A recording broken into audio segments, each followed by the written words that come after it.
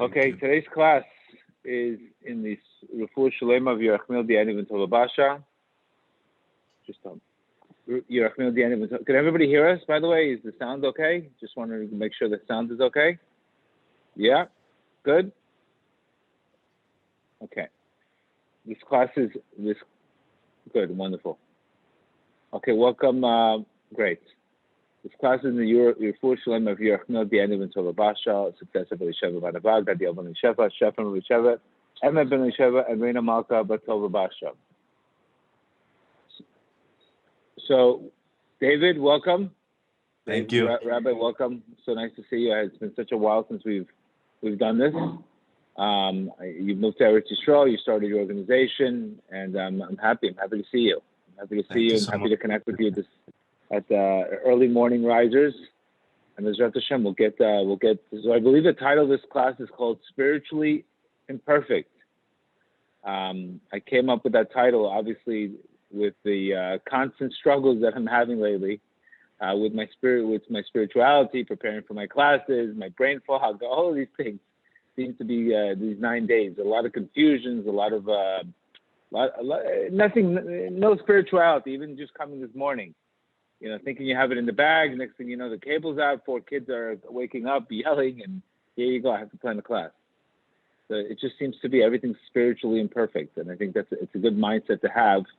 To have more compassion on ourselves. Sorry. So David, let's talk. What are you learning? Give me a Torah you're learning lately. So the truth is, I actually was thinking about this as well. The 4 letters of Hashem's name, I think, are very, very directive for what we need to do right now as a generation and as an individual for all of us. Each of the letters of Hashem's name is revealing something different.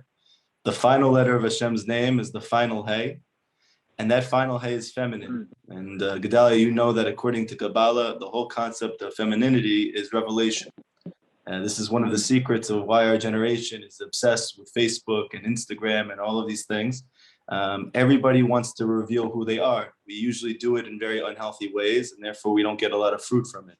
But there's a very deep spiritual secret here, and I think that's why Rabbi Nachman was so big on Hibodedut and saying that this was going to bring the Geula when my teachings are studied across the world, because he allows you to feel comfortable to reveal who you are within a healthy setting. And I notice with giving all of these classes that people don't want to hear Torah. People don't want to hear a new chidush. They don't want to hear a new novelty of understanding. They want to hear that you're imperfect. They want to hear that you're struggling like they are. And they want to know that it's okay and it's normal. And I have so many people who are reaching out, probably like they reach out to you, just from that human story. And I think that in the end, you could see from this little snippet that the Geula is going to come in merit of the revelation of the fact that we're imperfect. And not only is it okay, but our imperfection is really our perfection. Like you always speak about, the lacking creates the space in which we need to pray for. Like Rabbi Nachman says in the 5th Torah of Likutei Moharan, that it's incumbent upon each of us to look and see the lacking of every single Jew, see what they're lacking, and then to pray for that lacking. So if there's no lacking, there's nothing to pray for. We know that Rabbi Nachman says that tefillah is emunah, prayer is faith, and redemption is going to come because of Geula. So redemption is really going to come because of the lackings. Beautiful. I like that. I mean, it's really that's really what brought me into Rabbi Nachman was getting. I think the difference in the mindset of a person is getting close to your Creator through the lacking, instead of I'm lacking, I need to cover it up, I need to blame somebody, or something's wrong with me. That's why I'm lacking. And this is if everybody just came in with this concept of the Zohar says we're black but we're beautiful. Right. Yes, we're full of blackened, but we're still beautiful. And it's funny, tonight's class, I'm going to be talking about self-esteem.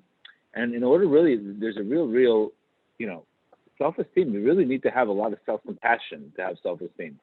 I mean, working on my self-esteem without the self-compassion part is going to be very, very difficult. Self-compassion allows you to arouse the momentum to deal and work on building yourself up. And this is where We're talking about crushed buildings today, and we're talking about all these things that have happened. But I remember Rab Nachman talking about a crushed Rab Natan and Rab Nachman walking down, and they saw a building completely destroyed. I believe it was Rab Natan saw the building destroyed, and there was a guy trying to pick up pieces, and his followers told him, "What are you doing? What are you doing in the building completely torn down? What in the world are you doing? Haven't you seen it's failed?" And he says, "No. Look at the guy, he's picking things up. This is exactly what we need to do when things are crushed in our lives. We need to pick ourselves up." And and I think this is the message of Rab Nachman, of the what's next mindset. We have to pick ourselves up, and we have to start picking up the pieces. Surfside has to start picking up the pieces.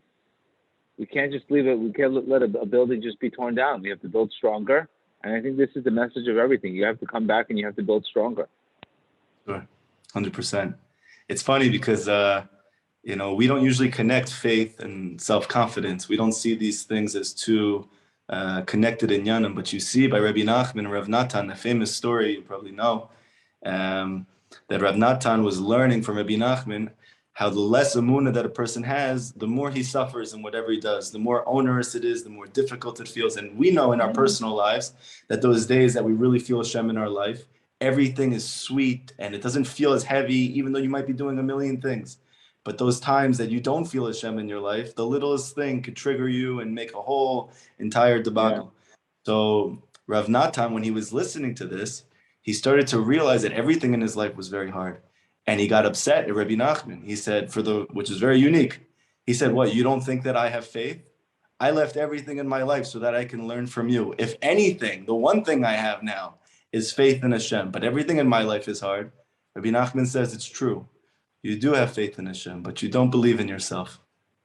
And you see from this that really there's a much deeper connection to self-confidence with faith than we normally imagine, that they're really one entity. Right, 100%. It makes sense. Always when I was a kid, I always had the concept of infinity in my mind. Somehow this concept of infinity always came to me, like unlimited. And obviously, getting older and learning from Nachman's teachings, connecting to this light of Ein Sof, connecting to this infinite light with Hashem. It just has to be developed and it has to be revealed. And I think the difference between one person and the other, reason why you have to work on yourself is not because it's a burden on you. Like many people say, "Oh, I can't deal with this. I'm working on myself. It's such a burden." No, you have to do it because you have to let that light shine into the world. That means the more you let go of yourself, the more your light comes into the world. So that we're looking at things the wrong way. We're looking at it as a burden. But the whole purpose is your soul has to shine to the world. It's exactly what you're here for. You have to shine the godliness inside to the world. And if that's the mission statement, then I'm going to do whatever I'm going to do to try to get there. If my past is getting in the way we deal with the past is through faith. If the future is getting in the way because I'm a complete control, then I have to start invoking trust. And then little by little, you'll see people develop themselves by getting their genuine piece of their creator inside of them. And then he wants you to win. Our creator wants us to win. Our creator wants us to succeed. But obviously, there's work to be done because obviously getting it too easy would obviously be detrimental to us. I think that's a really subtle point that you just brought up. It's so important because I think when we grow up, even in the psychology world, that I was a mental health therapist and a substance abuse counselor, we try to build confidence by telling you that you really are good, even though you don't think you're good. And when you go get psychology and help books and all of these things, but you see that in the end, there's something limiting about it. The person himself never actually grabs hold and owns that confidence. And Chassidus comes and does a complete flip and says, the reason why you don't believe in yourself? Because you're focusing so much on yourself. And that the real way to self-confidence is confidence in Hashem. We know that the Baal Shem Tov have a very famous idea, which is amazing. That is that everything on its own is fallen. The way in which you make something beautiful and lift it up is by connecting it to Hashem. So let's say on a practical level, I love something. I love steak. Okay, love of steak is good. But ultimately, if you love steak too much, so then the steak becomes your greatest enemy. Right. Because it's a physical entity. What happens if you love Hashem? Now you're going to love the piece of Hashem and everything else. And now you're going to acquire this universal love, which is good for you and good for everyone else. Same thing goes for fear. If you fear people, places, and things, that's the cause of an anxiety disorder. But if you have awe of Hashem, then the Zohar says in the place of awe, you have peace. So you have a completely different experience. Same thing with confidence, that the sphere of Netzach, of the 10 sphirot, this is the sphere of confidence. When you have confidence in yourself, that sphere is broken. It's a sphere at the kelim, shattering of the vessels. But when you believe in Hashem, now all of a sudden you can actually believe in yourself. So it's a very, very important point. Right. Yeah, lesson one, pretty much, finding the wisdom in everything.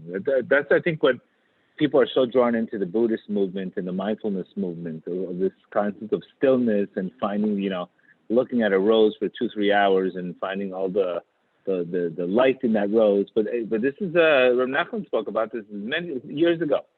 That exactly what you were saying. Very good point. That when you're connected to God, then everything else gives you light. When you're connected to God, I could look at a piece of bread and I could look at that piece of bread as, wow, this piece of bread is going to transform into energy. So I can go and go to work, and from the work I can go provide parnasa, and from there I can give charity. So everything becomes a channel. Even this is why even exercise. When I exercise, you can even take a simple thing like exercise, and what I do is I always remember lesson 6 in Rav Nachman's teachings on exercise. You're either running or returning. When you're lifting the weight, you're running, right? Right. That's what's building the muscle. But then you can't keep it forever. You have to return. And when you're returning, when the weight's on the floor, what do you need to do? You need to return again. And this running and returning, you could take a simple exercise like working out, and you could do running and returning. That's lesson 6. I'm running to my creator, or I'm returning, hang on. Obviously, when you're low, when you're down, you can't stay there. You have to come up. And when you're up, you have to recognize it's not there forever, because the weight's gonna put stress on you. You got to go down. So what David's saying, what Rabbi is saying is that we could take complete small things in life and make them into a Kabbalistic things, and look at the inner light, or sometimes cleaning my kids' diapers. I'm like, I clean up my kids' diapers, but my creator cleans up my mess. So you could even take a look at cleaning a diaper as a lesson in tshuva, that look how God cleans up our messes, we clean up our kids' messes. And then everything becomes light. Everything has light. Everything becomes light. Versus getting into the darkness of disconnection. And I heard something, a great quote the other day. I don't remember. The guy he was reading, a specific gentleman was reading a book on Rav Nachman's teachings, and he says the problem is when we institutionalize our relationship with our Creator, he wants nothing to do with it. He wants nothing to do with it because you institutionalized it. There's no heart. It's all institution. You're putting on. You put your CT. You put the this. It becomes so boring. And same thing. Imagine institutionalizing a marriage. You would have everybody wanting an affair, because this is not what I was signed up for, and this is what happens. We've institutionalized our relationships with our Creator, and this is where Rav Nachman takes. He breaks that institution. This is why there's so much judgment in Breslov today, because it's so out of the box, and people can't handle it. It's out of the box. It doesn't fit in my square that I normally used to. But that's the problem. The square is institutionalization, and this is why Rav Nachman's teachings is so important today, because they get rid of that institutionalization, this box that people are in, and they make you think completely different. I think that is also why we see that everybody really is cheating, if not only on their partners, but even with Hashem, with everything in their life. We just don't find the authentic thing because it's external, because it's exterior. And we really need to look deep. And I don't know about you, but I know for me, when I go through really difficult days or times, which is quite often actually, I find that exact thing is what somebody needed to hear in the class. And then afterwards, I'm able to look back and say, thank you, Hashem. Because the truth is, what am I praying for? I'm praying to be able to help as many people as possible. You gave me this platform. I want to. But you don't realize that really what you're asking for is to go through a fall, because that's really what everybody is feeling. You know, it's funny. Rab Nachman said that anybody who has the potential to bring souls back to me, he's going to have a lot of sorrows. He's going to have go through a lot of tremendous amounts of challenges. So welcome to the club, Rabbi. This is a club that is not easy. Now, the rewards that you get for bringing people back is tremendous fulfillment. Sure. But the price for that fulfillment, there's a heavy price for it. Yeah. And this is something that when people are starting to makar people, all of a sudden they're getting hit with all these obstacles from right and left, and like, what's going on? I thought I'm doing good. No, because you have that potential to do so much, the Yetzer Hara is tackling you and battling you, and exactly that. There's no question that sometimes I say to myself, am I going through this just so I can relate to other people?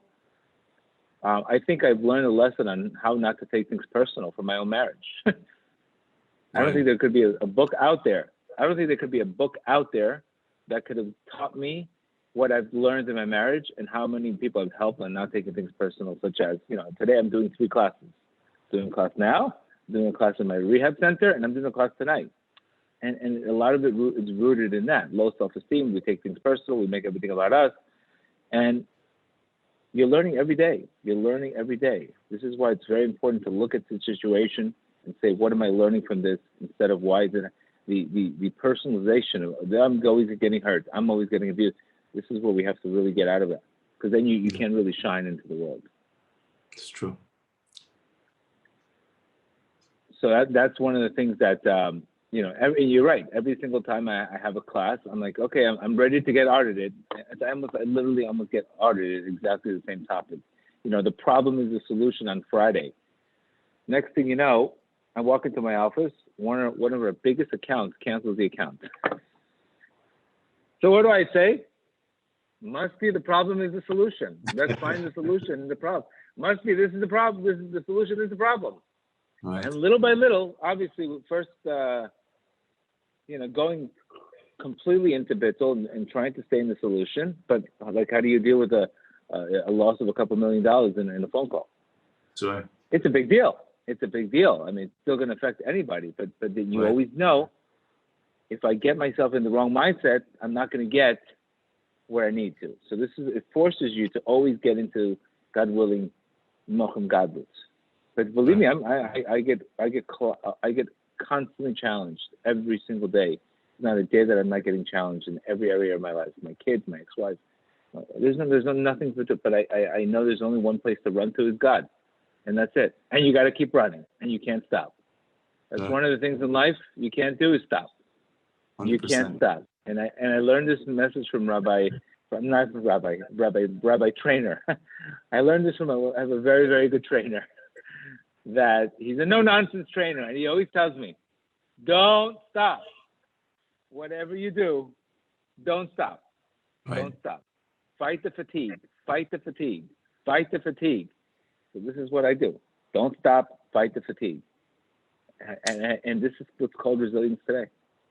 I actually just, I gave a class about overcoming struggles and challenges, the very, very big ones. And one of the points that I felt was the dimension that allows you to overcome it is really not giving up no matter what. And I finally found a midrash, which is so beautiful, that it said that why was Abraham compared to a dove out of all the birds? So the midrash says that every other bird, when it injures its wing, it goes down until it heals and then it flies again. The dove is the only bird that even when it breaks its wing, it keeps flying with the other one. And I feel like that's us so much. I know for me, I'm not the same person that I was 5 years ago, 10 years ago, before the depression, before the ECT, before the psych ward. But on the same token, I'm much more beautiful now. And I'm helping so many more people now. And I think that we're really like those doves, and to kind of own it. I also thought to myself, somebody texted me today telling me, I usually don't listen to rabbis because it's like the same thing over and over again. And it doesn't connect to me. I heard you start speaking to me about your psychological struggles, and I listened. And I thought to myself, it's so interesting, because who does the Mashiach come from? Who does the Redeemer come from? It comes from David, King David. So we know Moshe Rabbeinu, he gave us the Torah. It's beautiful. It's infinite. It's perfect. And at the same time, the Mashiach doesn't come from Moshe. He comes from David. What did David give to us? What was the book that he wrote for us? It's Tehillim. And I remember the first time that I read Tehillim, right? I was shocked. He literally is the first person who ever came out of the struggling closet. The entire Tehillim is filled with, I'm broken, I'm suffering, I'm in pain, I can't take it anymore. Hashem, Ad Matai, when are you going to help me? And you see that the Mashiach comes from him. It's that real felt experience of the struggle itself. You don't get an answer in Tehillim, but you do feel that now your pain is normalized. And we see again that the Geula comes from this experience of, I am not alone, my pain is normal, my lackings are normal. And you could see how great of a benefit it is to people just to hear that they're not struggling alone. Right, and it's a very important message also, because once you know your own struggle, then you can relate to other people. And this is where people, is very, very important to have more empathy on people. Everybody's struggling across the board. They might put up a nice picture on Instagram showing how great their life, but there's no question everybody's struggling in some area in their life. And it's okay to say, I'm struggling in this area, but this area of my life is good. But this is when you know your own darkness, you're less likely to judge other people's darkness. Sure, 100%. You're less likely. And this is what Carl Jung's whole message was. When you're doing enough work on yourself, believe me, you know how hard, you know your own struggles. You're less likely to judge other people. And now, guess what? If we stop judging other people, then life would be much better. Because we would recognize, yes, nothing's wrong with you because you're not. This is what your struggle is. You have to work on it, and let me help you work on it. Versus judgment, name calling. This is a very important message of making a tikkun. Is recognizing their own struggles. Believe me, when I go into my recovery centers and I see people in recovery, I know what they're going through. You know, I'm not there to judge them. Obviously, I'm there to help them and get to the places they need to get to. But they also have to understand that a struggle is normal. It's not that I'm different than somebody else. I got the last candy in the piñata. No, this is what everybody goes through. The only difference is some of us work on it more than others. Some of us have a sense of urgency to bring enough light where the struggle doesn't take over our lives, versus some of us, they see the struggle and they says, this is who I am, and then they let life take over them. And that's really the difference. It's the effort of how much you're willing to put into the light, and this is why we need self-esteem. But it's not the question of whether you struggle, whether you're not. I mean, you got to be kidding me. You got to be kidding me. You just placed the amazing idea in my head. There's the idea in Kabbalah, which you know and you've spoken about, Shvirat HaKelim, the breaking of the vessels. We know that everything that happened in the Torah is not a one-time thing, and this is a big misunderstanding that people have. Why do we have to keep learning it every single year? The reason is because these are dynamics that are taking place at every moment. So Shvirat HaKelim, the breaking of the vessels, is always happening. And the Arizal teaches that the reason why the vessels broke is because they tried to hold the light on their own. And the holding of the vessels of the new light, the ability for them to achieve redemption, came from them coming together and holding the light together even after they broke. So it fits in very well with what we're saying, that it's not really about being whole, and it's not about doing it alone and saying, Ani Maloch, I can do this on my own, I rule. But really, after the broken state, I guess we have to go through it. And then we each have to tell each other about it and then help each other hold that light together. Right. This is, that's the beautiful thing about being in Uman, is just seeing, 70, 80,000 people just in oneness. There's no division. I'm not better than you. You're not better than me. It's a oneness. It's a oneness. And that's something that the world needs more. There's too much division, and obviously this is. I'm not to say anything, but clearly when Jews are falling on top of each other and collapsing, there's a message. There's obviously a message here that maybe we're not picking up each other. We're collapsing each other. We're putting people down too much. And again, all rooted in low self-esteem. Because when you have low self-esteem, this is what you need to do to feel better. So a lot of it comes down to low self-esteem between you and me. And unfortunately, people that have very low self-esteem, they become the self-center of the universe. So that they're not. They need to look better. Instead of lifting other people up. And unfortunately, this is Just like low self-esteem and just like, resilience, it's a muscle that has to be worked on. It's not something that you're not born with it. Resilience is not something you're born with. It's a muscle, and you need to work it. And when you work it, it works for you. Whatever you work for in life works for you. And I would say the same thing about pretty much faith. You work faith, it works for you. You work trust, it works for you. Bingo. You don't work it, it doesn't work for you. And you could see today the amount of research behind people, elderly people losing Alzheimer's, and they stress the amount of exercise people need, and it's because again, people stop working these areas of their lives, they stop working these areas of their brains, and then they shut off. Right. And this is where anything you work for, it works for you. Bottom line, it's pretty much the principle of life. I remember when I was in Uman the first time a couple of years ago, it was really for the first time. I think I always had a dream that there would be such a place and such a space like that. And I didn't know that there ever would be. And when I got there for the first time, and I saw everybody there, you included, everybody was speaking about Gedale. And you were just like everybody else there, in your jumpsuit, going to the mikveh. I don't know if you're working out after, and everyone's talking there like friends. You spoke to me. I told you I just started teaching. You gave me some tips, what to speak to myself. It was the most beautiful, most authentic experience. And I remember leaving there and thinking to myself, if we could take what's going on in Uman and this could go all over the world, that's Geula. That's redemption. Amazing. That's redemption. You know why? Because when you get to Kiev, you break all your walls. There's no 5-star hotels. There's no this. Okay, you got a nicer bunk bed than I do, but that's it. There's nothing. Everybody's walls are broken, and everybody's completely vulnerable, and everybody's open, and we're all here for the same reason. And it's funny, if you stand there in Uman, all you hear is screaming, but not screaming at each other like other areas of you see. You see people screaming at their creator. Right. You understand? Out of asking your creator for the vakus, to get closer to him. Instead of screaming at people are screaming up. Right. Imagine everybody in New York started screaming to their creator instead of screaming at each other and throwing things at each other. How much the world would change? So we're screaming at the wrong person. Stop screaming at people and start screaming to your creator. You have a problem with your wife? Scream to your creator. You have a problem with this person? Scream to your creator to get into a higher consciousness. Pretty much anytime there's a scream, that the scream is misdirected. Don't shoot the messenger. Connect to your creator through the messenger. That is really what we need to do. We're in a bad consciousness. We're just dumping things on other people, screaming, blah, blah. If something about that person is wrong in you, they don't like, you have to go to your creator and cry out to your creator. But don't scream at the person. If you just took that shift, imagine New York would be the most peaceful place. It'd be Woodstock again. Everybody's screaming at each other. They need a little Woodstock in New York.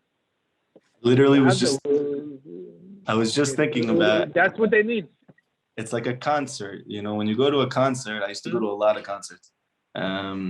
So one of the beautiful things there, when you think about it, is that oneness that you feel with everybody. There's an energy there.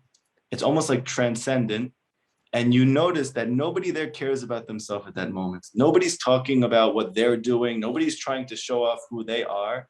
Everybody's just trying to feel the music. What's the reason? There's some type of ingredient or unifying entity, which is so much bigger than each of our individual selves. And we want to nullify ourselves in it, like a ray in a sun. And I think that that's what happens in Uman as well, that there's almost like, it doesn't matter anymore. When you get there, there's such a light there, there's such an aura there, that you're excited to not be about you. You're excited to kind of go into that light and to be nullified in it. And I think we need to try to find something for the Jewish people that is so exciting like that. And it's so illuminating like that, because until that point, it's just ego. It's just individuality. And that's the whole cause of the exile. It's funny because somebody will leave a 7,000 square foot house to go to a little 400 square foot little hotel room in the middle of Mexico and feel more free, right, there, then they'll feel in their house. How come people go on vacation? I think people go on vacation because they want to feel free. Right. I think it's not about even in the room. Okay, I'll deal with the 300 square foot room. I'll deal with it. The whole point is you're going there to because you got rid of all the worries and everything behind you, and that's what we're supposed to really do every single day. We're supposed to sort of going into it's like going to a hotel every day, right. A vacation. You're going there. Nobody's really thinking negative on vacation. They're excited about the renewal, And if we only did this every day, again, if we only did this every single day, it would be good. And this is how you know this from the Beit HaMikdash, that our sages are telling us when in the Gemara, we just finished Gemara Yoma, that there was no room when they went on. There was never a problem with space when there was love. There was never a problem with space. And I gave a class on that. That means love creates space. There was nobody bumped into each other. That was the biggest miracle. That there were so many people, yet nobody was bothered by the amount of people. Nobody was bothered. Okay? But when there's no space, there's no love, I need a lot of space from you. I need space from you. I need space from you. I don't want to deal with this person. Right. And unfortunately, this is the problem. But when there's love, there's space. The space is nullified. Space is nullified. Space doesn't matter anymore. You can be on top of me. I can be here. I can etc. There's no problem. But when there's no love, space becomes. You need more and more space. It's funny because you see with Avram Avinu that he was the first one who sort of loved everybody, no matter who they were, and he's the first one who took everybody into his home. So you see even there that the space was nullified within Abraham's love. So space is nullified. Space is nullified, and you have love for your spouse. You'll give them space. You'll respect them. You give them space. You give them freedom. You'll understand what they're going through. You don't have that love. Spaces. Again, you can go to beautiful houses with tons of space. Doesn't mean that the space is not occupied. Because it's not about the walls change when there's no peace. Right. And this is what we're here really to do, is create more love, which creates space, etc. And if we have that, if we scream to God and said we could change it, we could really change the world. And this is, you don't have to be a rabbi. You could be a modern guy like me and take these same concepts. It's not there's no dress code in Breslov. There's no dress code. It's meant to be. Rav Nachman is supposed to touch everybody, even non-Jews. There's no dress code. Everybody completely relates to the Creator completely different. There's no dress code, and this is something a person can be starting and not be so whatever he is. So he could be connected to Rabbi Nachman, and then Rabbi Nachman will get you there. I have to bring people to Rabbi Nachman, and Rabbi Nachman does the rest. Right. That's my job. Just get them to Rabbi Nachman, then Rabbi Nachman does the rest. That's my job. I don't have to do the whole 24-hour thing. I just have to bring. Once they get the taste of Rabbi Nachman, the rest is finished. That's it. I was thinking to myself, because there's a Torah where Rabbi Nachman compares the tzaddik emet, the true tzaddik, to tzitzit, the mitzvah tzitzit. He brings the Arizal about the pasuk, the verse about Yosef at tzaddik, and how the gematria of that whole verse, speaking about Yosef coming to see Yaakov, is the same gematria as tzitzit. And I was thinking to myself, what's the only mitzvah object that you can bring into the bathroom? It's tzitzit. Right. Who is the only rabbi that you can bring into the bathroom? Who's the only tzaddik that you can bring with you into the literally the darkest mud that we go through? It's Rabbi Nachman. So I'm with you. I heard somebody told me that BLM should really be Breslov Lives Matter. So we should start it up. That thing got pretty big. I think they should have brought, between you and me, I think they should have brought those Nana guys in the middle of the riots. They would have been dancing with everybody. That would have been a great idea. What do you need the army for? Bring them to Portland. Bring them to this. They should have all those Nana guys with the Scooby-Doo bus. 100%.